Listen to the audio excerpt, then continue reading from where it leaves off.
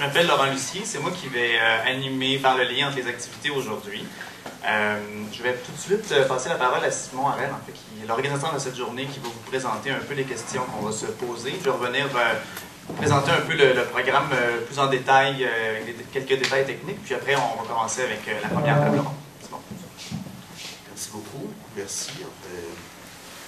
Nous allons commencer ce matin. Je suis un peu enrhumé, donc je ne parlerai pas très longtemps, histoire de ne pas épuiser mes ressources matinales trop vite. Je dois parler à 10h30. Écoutez, on a eu une journée hier qui était absolument fascinante dans la mesure où, d'une part, tout a coulé de source, ce qui est important pour les organisateurs de colloques, et en même temps parce qu'une dynamique de réflexion s'est constituée de manière à la fois fluide et solide dans les domaines de la création et de la recherche. Alors, on ne va que continuer aujourd'hui, et avec des invités qui sont des invités importants, notamment ceux qui sont assis tout à côté de moi, Jean-Simon Desrochers, M. Nicolas Dickner et Daniel Laforêt.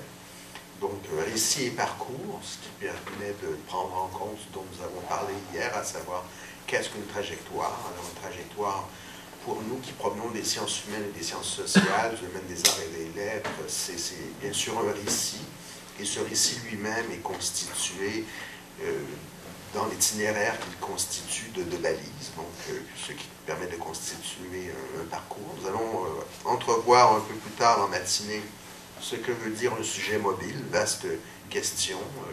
Est-ce une bicyclette, une voiture, ou un sujet non pas à quatre pattes comme le serait un canidé, un chien ou un chat, mais un être humain. Alors que veut dire cette mobilité aujourd'hui dans le domaine notamment des arts et des lettres, de l'urbanisme, de la réflexion en architecture? S'agit-il d'un lieu commun? Certes, Bombardier a une publicité sur la mobilité durable, donc c'est certainement un lieu commun qui marche, mais pouvons-nous travailler ce lieu commun et tenter de le cerner de manière différente? Nous aurons, s'il n'y a pas trop de pluie, mais de toute façon nous irons manger à l'extérieur, place de la Laurentienne, où nous avons du street food, ce qui a été toute une histoire afin d'amener des camionnettes dans ce lieu de savoir qui est pour moi encore tout nouveau, qui est l'Université de Montréal, mais on a réussi à le faire. Et on a eu beaucoup d'appui à l'intérieur de ces murs.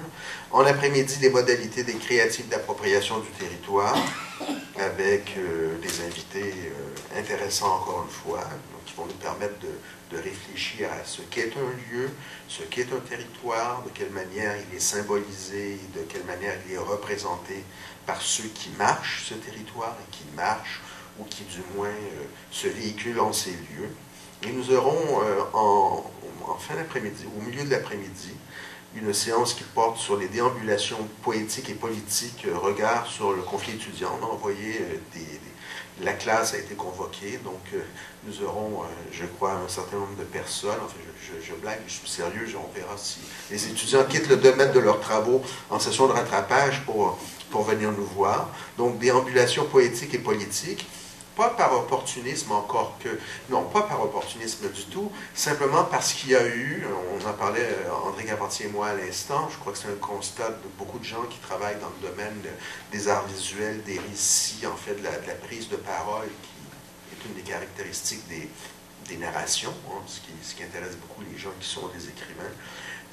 Il y a eu une prise de parole à la fois manifestaire, mais qui s'est développé sous l'aspect de quelque chose qui va bien au-delà de l'agit-prop traditionnel. Il y a eu une créativité investie dans l'espace public qui témoigne d'une façon d'être et de bouger dans la ville. Et ça, on sentait qu'il était absolument essentiel d'en parler et de le faire coïncider avec l'actualité sociale et politique des 6 derniers mois. Alors voilà ce que sera cette journée pour aujourd'hui. Alors je vous souhaite bon travail, je me souhaite un peu de voix. Merci.